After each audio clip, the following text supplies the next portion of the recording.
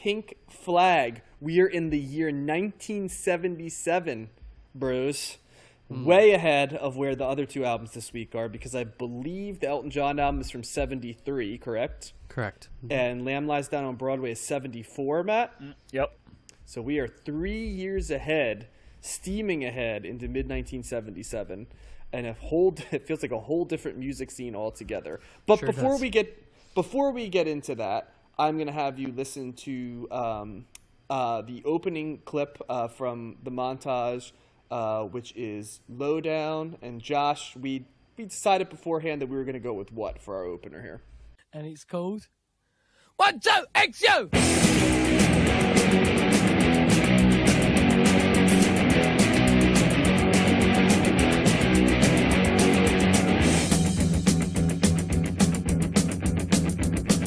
Saw you in a mag, kissing a man. Saw you in a mag, kissing a man. Saw you in a mag, kissing a man. Saw you in a mag, kissing a man, yeah!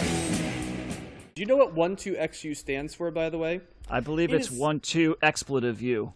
It is, yes, it is self-censorship. It's actually 1-2 fuck you, but the X was designed to be the censoring of it. And that's, that actually plays perfectly into this, guys, because you'll never believe this, but Wire, they're an art school band. They went to art school together, so they are in the tradition of, let's see off the top of our heads, how many British bands that originated out of art schools in some way or another can we think of? I could think of Genesis.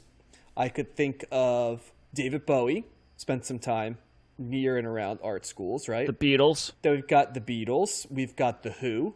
We're also in creative art schools. Pink Talking Floyd. Heads. Pink Floyd. We haven't done them. We haven't done them, and they're not British. They're not British, American. Yeah.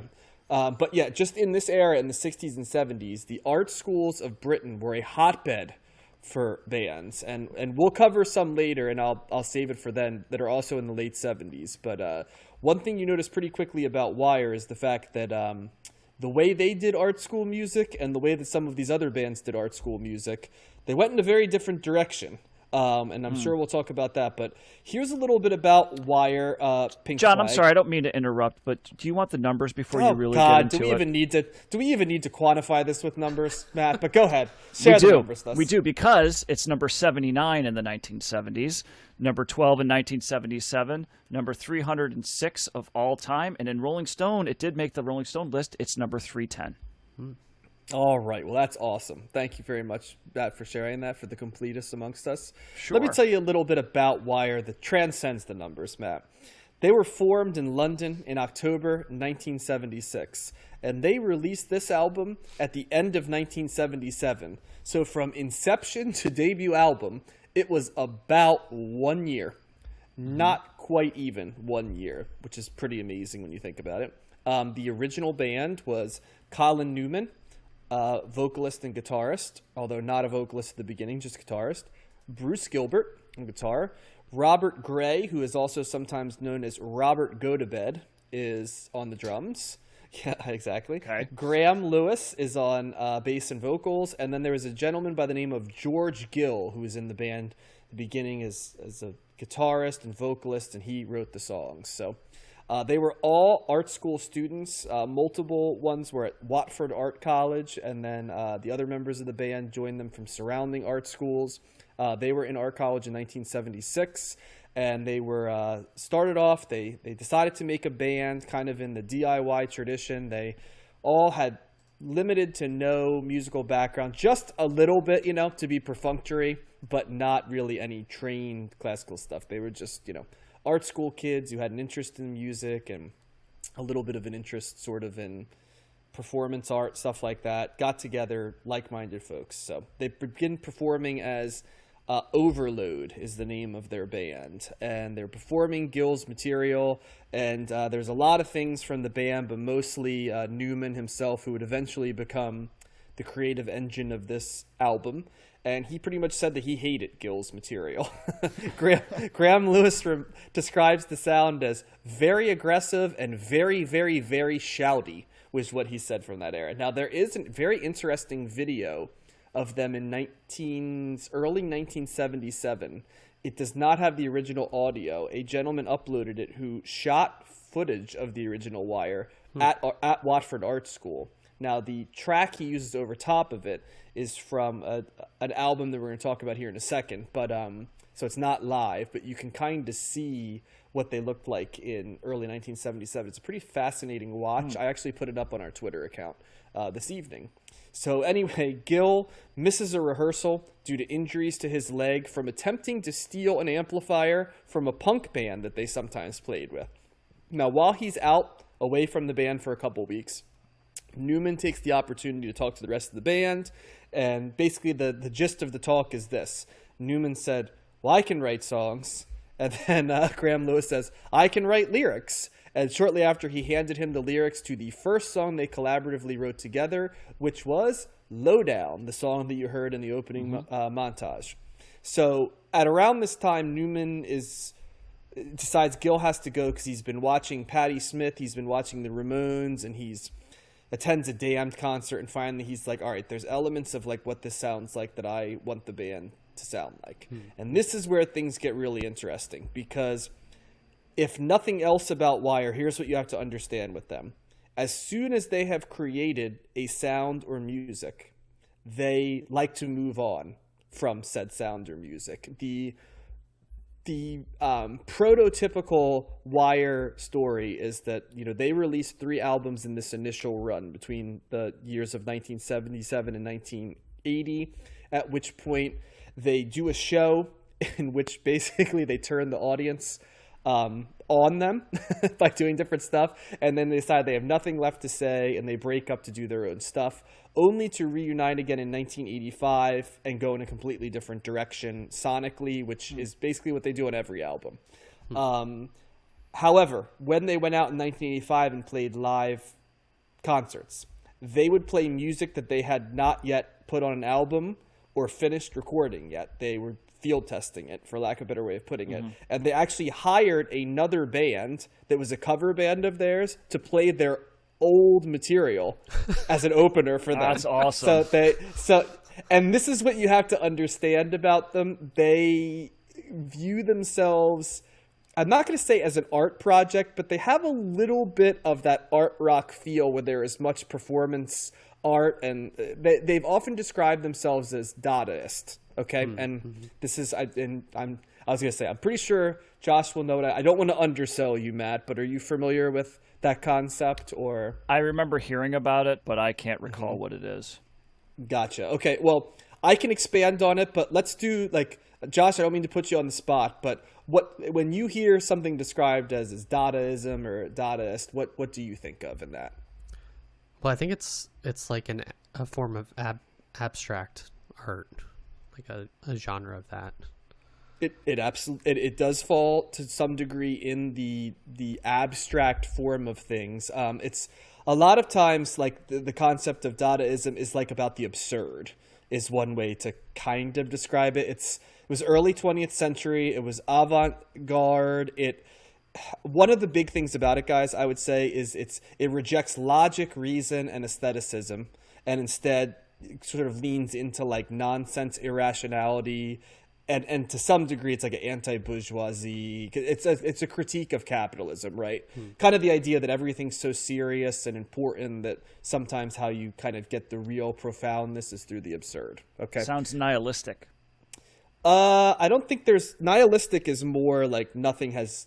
I wouldn't say Dadaists have a real point of view. Like they hate violence and nationalism and radical, you know what I'm saying? So it's actually the opposite of nihilism to some degree, but they just look at it as the hyper literal, and like they would be all over people that read too much into like lyrics or the sound or the profound, kind of like what our podcast is. I was just going to say, they wouldn't really like us.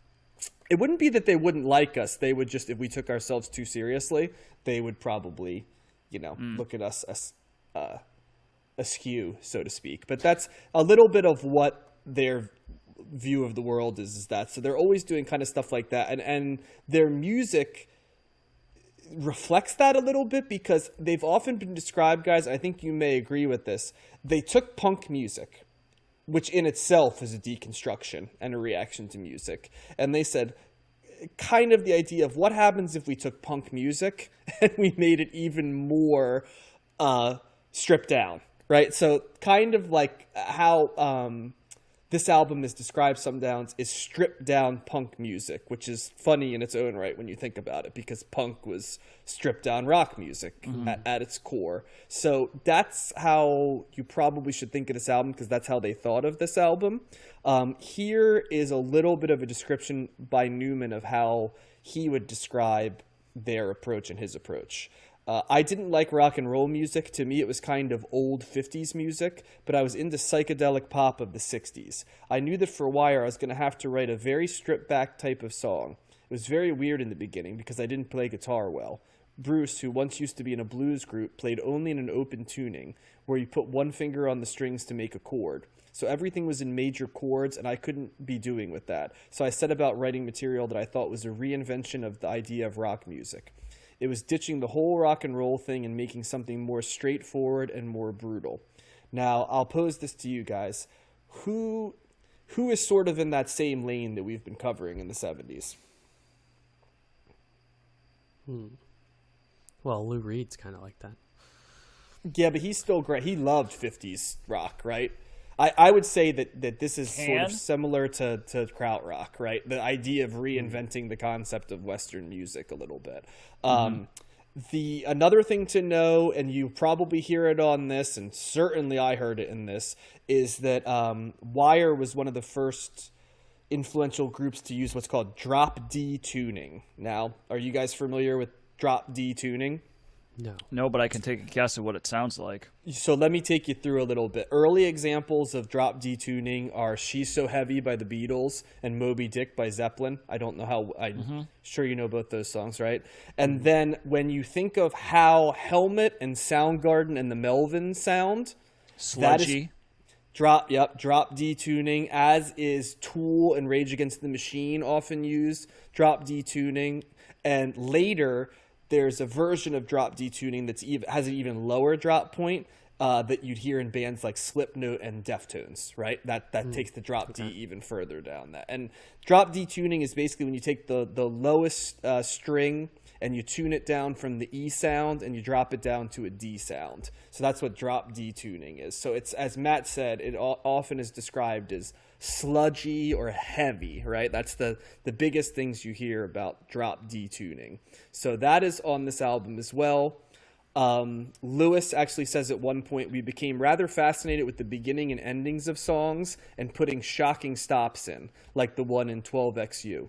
Or 12XU, however you want to call that song. The shorter songs developed naturally. When the words ran out when we wrote them, Colin said, that's it. We went, yes, why not? It used to drive the punks we played for nuts. They'd sort of get pogoing and then it would stop. We always thought it was really funny. So that's a little bit of... And it's important to remember that Wire is a direct contemporary of bands like The Clash and the Ramones and the Buzzcocks, right? So they are in and affiliated with the punk scene, despite not themselves considering themselves to be punk, right? And one of the more interesting things, and I'll kind of stop after this, is their next album, which was an album called Chairs Missing, is actually a total departure from this. It's been described often as sounding like early Pink Floyd, which is what they were kind of going into. So they abandoned this altogether before they moved on to their third album, before they broke up,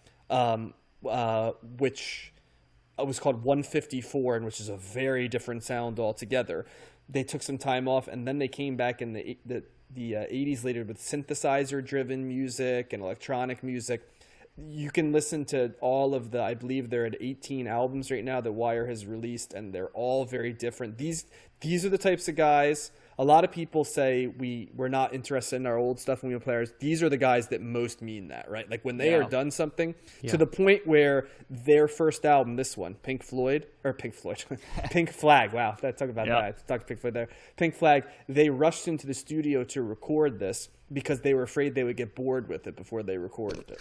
That's how forward thinking they were in terms of going into different stuff. They're also notorious for when you see them in concert, you often will not see any song that's been released. They'll play stuff that they are working on. So Yeah, very much like an art rock band. Very influential. I mean, I mean, Yeah. I won't steal too much of your thunder, guys, but there's 5 or 6 different genres, which I'm sure you guys will mention, and if you don't, I will in my section here, that are highly influenced by this. They're a remarkably well-covered band. Tons of people have covered their music, and I'll leave you with the quote from Newman, who says, "We're the most famous band you've never heard of. Our fans assume that Wire is massive, like we've all got mansions. And then there are lots of people who know groups who are more successful than Wire who've been influenced by Wire, yet they've never heard of Wire. It's a very strange kind of fame." So that's how he describes the experience of being in the band. I'll leave it there because I think this is going to be an interesting conversation. Josh, let's start with you on this one. Thoughts on Pink Flag by Wire? Well, this album is extremely my shit. I love it. I mean, you listed a lot of bands that are some of my favorite bands, and it must be the common denominator is that sludgy, slow sound. I mean, that's what I picked up on this album was the slowness. It's like they took a punk song and slowed it down. I noticed that many times, and then just how kind of atmospheric the albums are, and I really like the energy of the album as well. I mean, I already like punk music, and this is just kind of like the band. It's like one step to the side of that in some ways, and like you said, I can hear influences all over this album, and like pretty much almost any band from the 90s, it seems like, is probably influenced by Wire. I heard Slater Kinney. I heard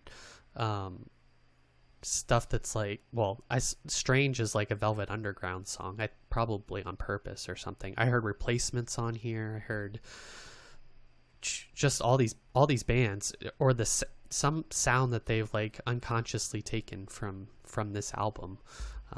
Well, many took it consciously. Okay.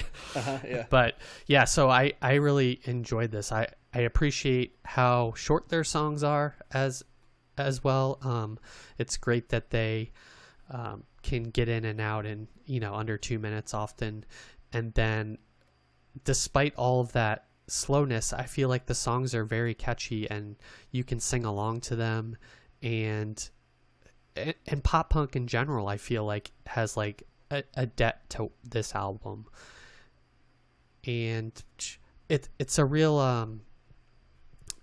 I think if people heard it off of like a listen without paying much attention, they would think of this as like basic or something that they've heard before. But I think that's because this is the band that did it first in a lot of ways.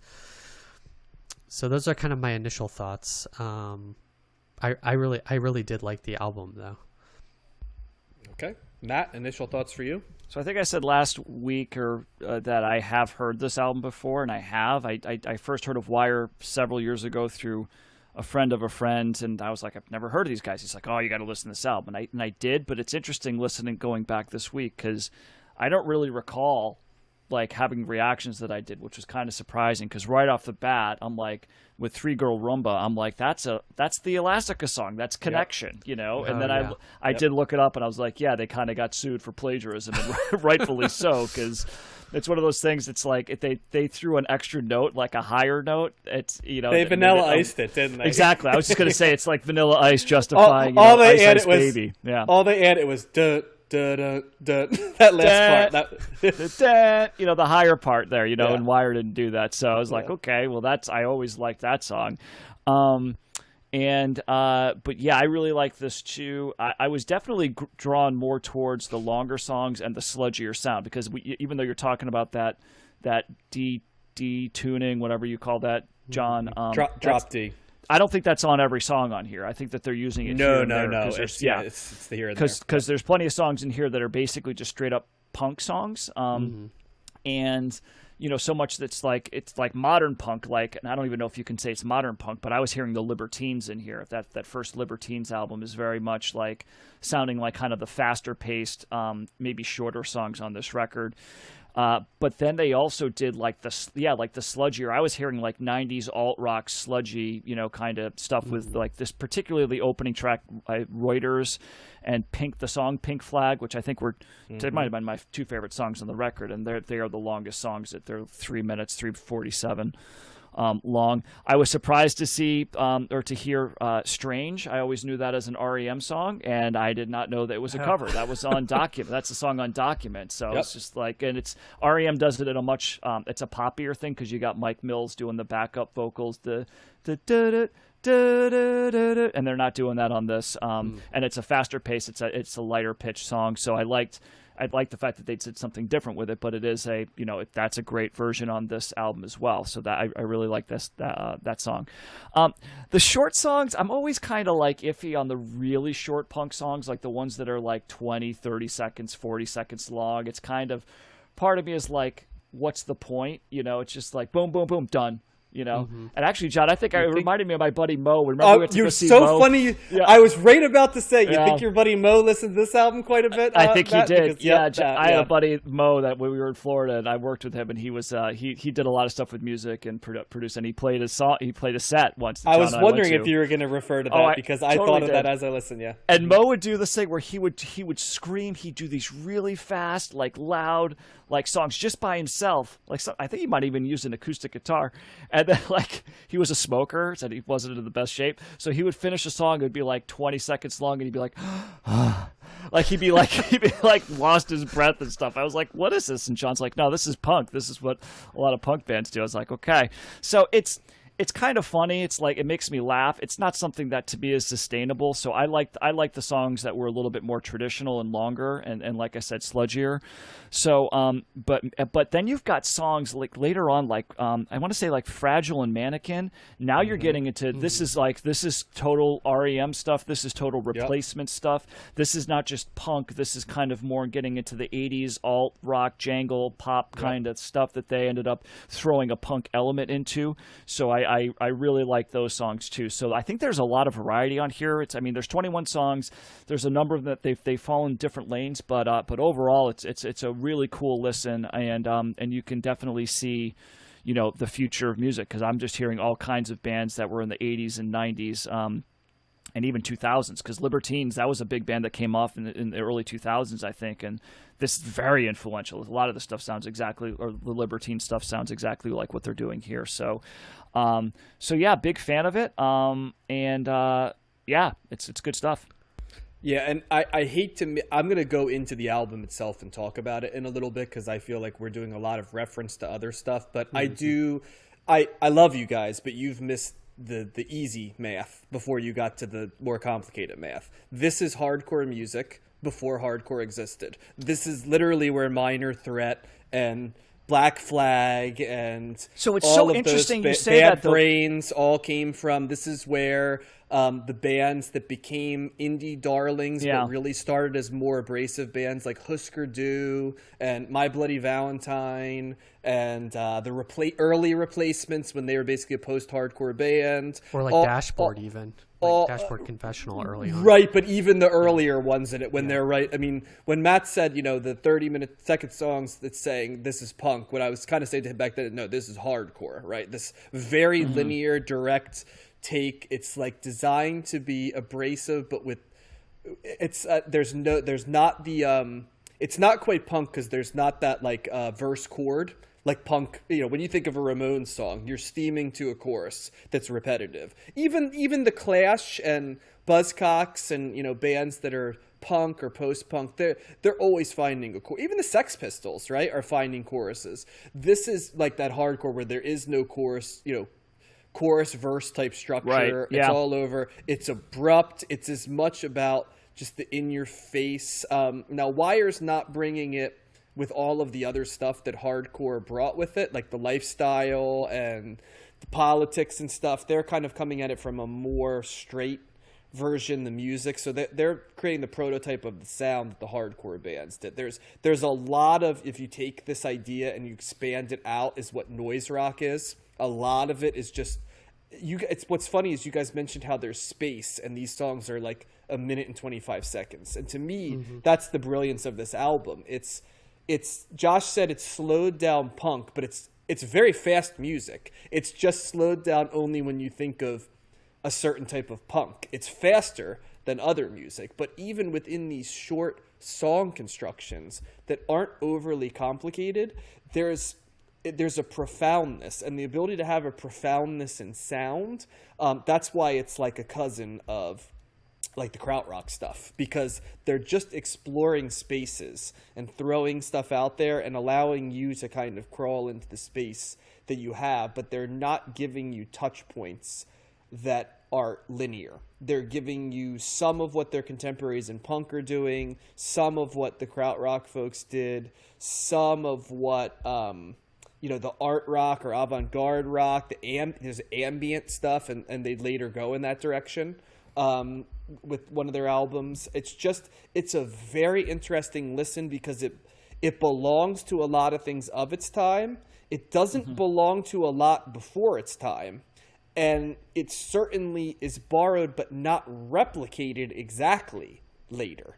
And that's why it's fast. We've mentioned all these bands that it has pieces of. And, the first song, when you hear it, it's like, well, Jesus, there's a Helmut Melvin's riff right there, right off the bat. It's like, God, it's like, if you hear that riff, it's like, that's exactly what you're dealing with when you listen to those bands, right? That heavy, sludgy riff. Soundgarden's another good, because that tuning you hear immediately. But we referenced 1,000 different bands that all sound different, and the reason is because they've given you enough space that you can pick the things that you like and you can run with. We haven't even mentioned Britpop, which was highly, I mean, Elastica literally ripped off Three Girl Rumble from this. But if you've listened to Blur albums, you absolutely can hear Blur in this, and Pulp, right, which started in a lot of different bands. So I don't basically any British rock band, that's like not from the 90s, right? I really want to focus though on the fact that there's a lot of variety on this album, and outside of the singing voice, which kind of ties everything together, there's all kinds of interesting. One of the things is a lot of these songs, they're doing the same basic idea, but they never do it the same way twice. The drums it's a different angle from the drums, and sometimes they'll even invert something where they play the same thing on the drum and the bass line and the guitar, but they'll emphasize one of them in the front, right, while kicking the other one to the back, or they'll just do something they did in another song, but then one of the parts, like the bass, will just disappear, right, and it'll just be guitar and drum. And I was just fascinated, like the second listen to it. It's an easy one to listen to 2 times because it's so brief. It's just really interesting. The complexity comes from just the shifting and the avant-garde nature of it. So, yeah, I really love this album. I was only vaguely familiar with it coming in. Wire is one of the few bands that's a seminal influence for so many bands I listen to that I feel like I'm understudied on. And one of the reasons I am is because I do know that sort of the idea of Wire is this album is very different than the rest of their catalog at different points in terms of it's the same general idea, but it doesn't revisit and stay in this lane.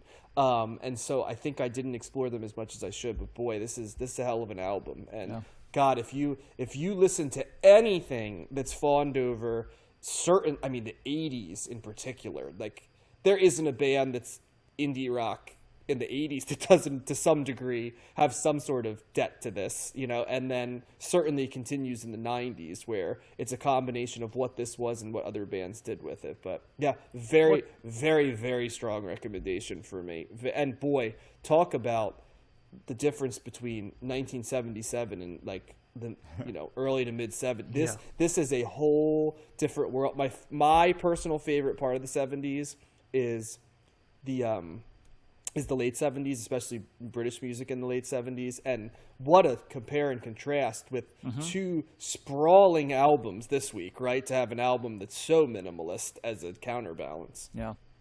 This go ahead, Josh.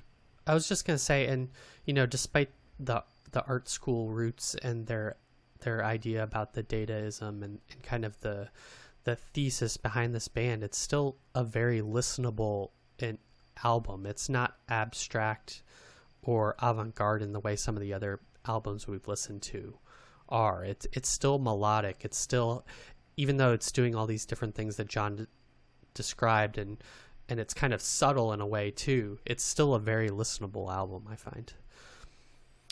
Yeah, and I'm just hearing that grunge sound, like you said, like the Soundgarden, Helmet, that 90s type sound. But what you're hearing is the grunge sound that came from bands like Meat Puppets and stuff that were, you know what I'm saying? Like you're not hearing it directly you're hearing it transferred through two different. That's why I said it's like you have to think of the 80s first, because the 80s bands that those bands listened to is what got you to it. It's like a filter, right? Yep.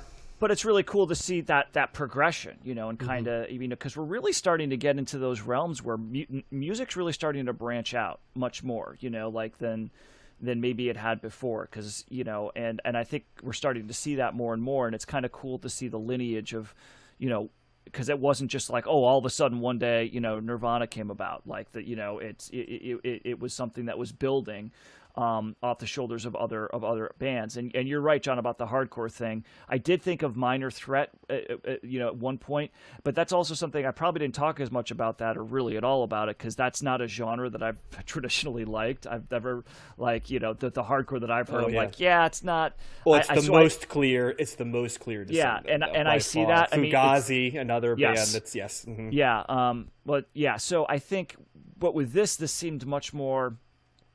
I don't know, in my mind, like accessible than the stuff the times I've heard Minor Threat, I've been like, okay, it didn't really do much, and I haven't listened to them a lot, but it didn't really do much for me on initial listen. But this was I don't know, this was a little different for me, and I maybe it was a little bit more accessible.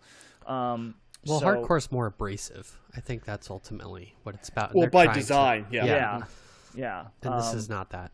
And but you're absolutely right. That definitely makes sense. And I guess I'm using the term punk loosely because it's just an umbrella term for kind of like this type of short, like very fast, simple. It's because even though there's some cool guitar chords going on, but it is a very simple, stripped down type of music at the same time. Well, and very energetic too. Very a lot of energy, a lot of emotion here too. Well, there's even some times where you see that hardcore blueprint, because there are times when the music's going in and then the vocals kind of go into that, like what I think of as like the hardcore. They're like, how does like they go into that almost. You know what I mean? To give you like that real direct, urgent thing. But in the spirit of what we talked about earlier, then they go away from it. They don't they don't end with that. They'll kind of go there, but then they'll fade out a little bit and kind of leave you wanting more. Whereas hardcore is a little bit more like